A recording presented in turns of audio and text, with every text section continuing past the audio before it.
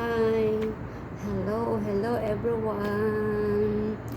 Have a blessed, wonderful Thursday everyone. Good morning Saudi, Middle East. Good morning po sa lahat ng mga kapwa ko FW.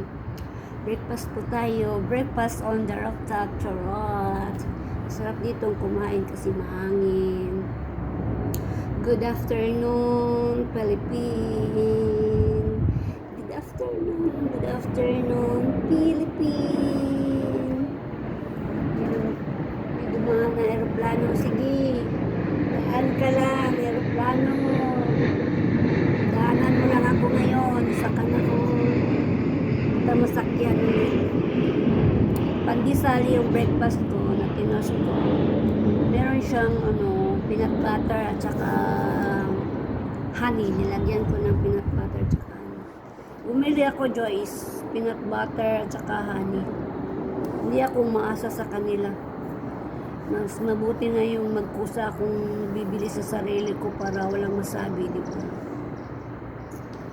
Okay, ingat po sa lahat. Keep safe. Mapagpalang Sabado po sa inyong lahat.